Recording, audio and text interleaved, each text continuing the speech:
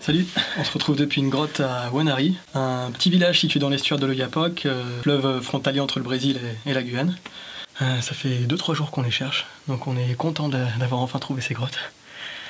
Et surtout d'avoir trouvé le dendrobat qui s'y cache, parce qu'on commence à désespérer, à pas trouver de crique, pas trouver d'eau. Il est censé y avoir des cascades, il n'y a pas de cascade en cette saison, quoi. On est en novembre, ouais, c'est compliqué, quoi. C'est clair. Et finalement, je pense que ils ont trouvé refuge dans ces grottes, parce que c'est encore humide. Ouais. Mais en plus, on est venu ici pour deux espèces d'animaux en particulier, et en venant ici, on a appris que pour l'un, c'était pas la bonne saison, les haras. Ouais, les haras bleus. Ouais. On n'est pas du tout dans la bonne saison. Et celle-là, on est en pleine saison sèche, donc c'était pas gagné d'avance, mais c'est un morphe qui est vraiment chouette, complètement différent de celui qu'on a pu voir sur l'expé à Savane Roche-Annabelle. Qui était beaucoup plus gros, jaune, et ouais. Là il est plus petit, avec du bleu ciel, un peu blanc. Il est vraiment cool. Donc c'est cool. Faire quelques images.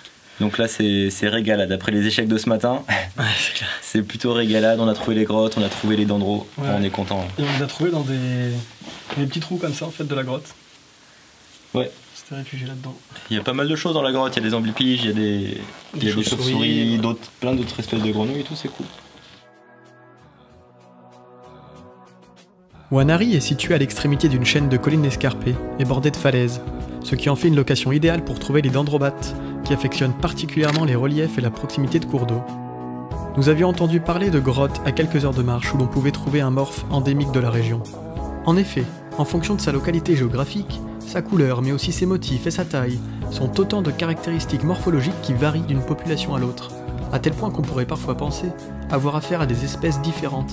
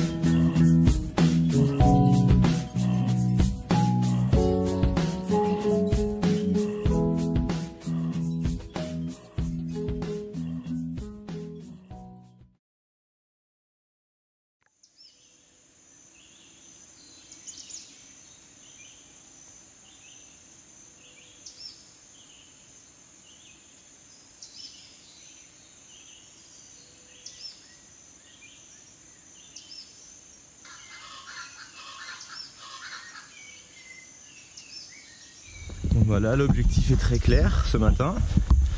Se faire mal en montant 400 mètres de D+, avec tout le paquet, quoi. Et puis peut-être, on va voir des oiseaux. Hier, c'était pas le cas.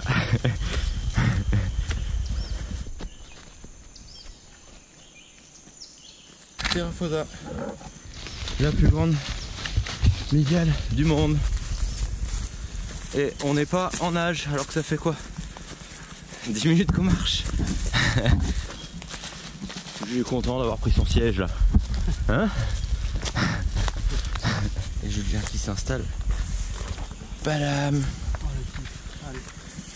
Allez, bonne nuit.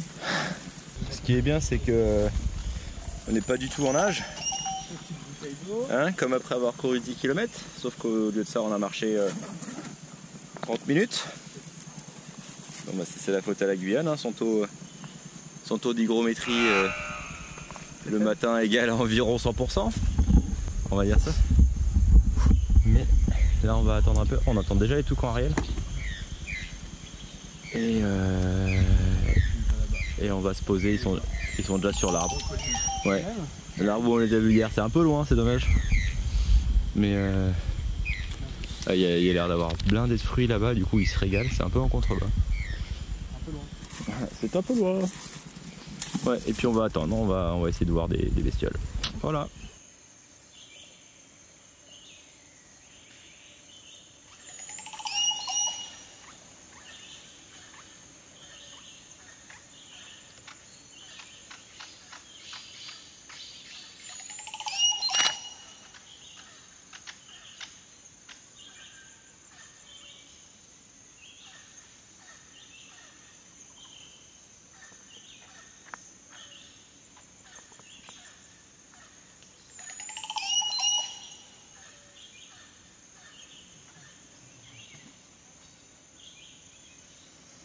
En explorant les environs, on est rapidement tombé sur ce point de vue bien sympathique.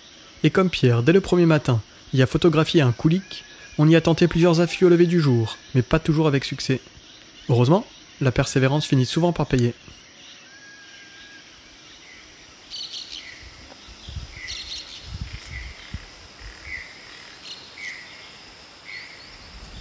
C'était bien chouette finalement.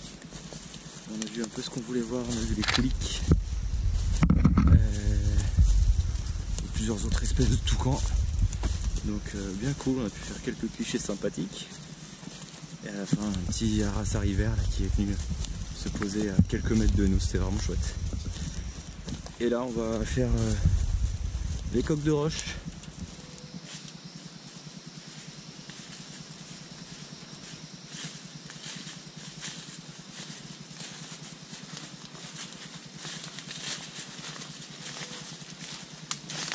On se baladait avant-hier, on avait entendu les cris des coqs de roche, on les avait entendu chanter, donc on était venu prospecter un peu par là, on a trouvé cette forêt qui est assez favorable, une forêt assez basse, et du coup c'est cool, on les a vus, on a pu les prendre en photo, et là on est devant ce qu'on pense être une arène.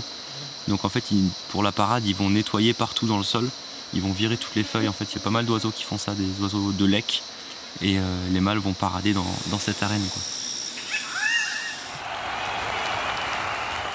Et en prospectant un peu plus loin, on a trouvé des grottes avec des nids aussi.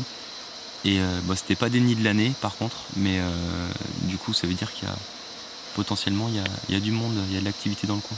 Et là on voulait tenter de revenir pour faire des images, des vidéos. C'est pas mal.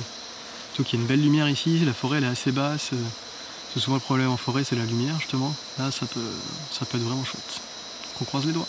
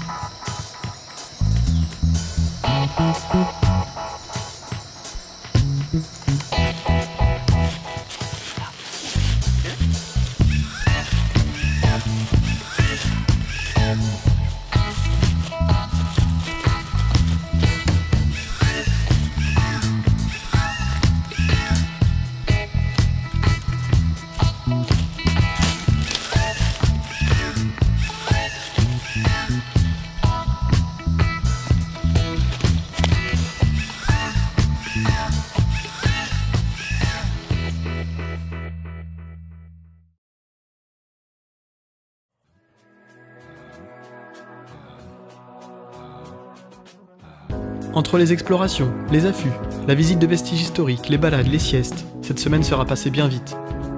Wanari fait partie de ces communes isolées de la Guyane, dans lesquelles on ne peut se rendre que par le fleuve ou la voie des airs. On projetait depuis quelque temps d'y faire un tour, et finalement, malgré la saison sèche vraiment défavorable, on aura fait quelques belles trouvailles, avec un gros coup de cœur pour ce morphe magnifique de Dendrobat. Mais aussi une mention spéciale aux coqs de roche, puisqu'on ne s'attendait pas à les trouver dans le coin.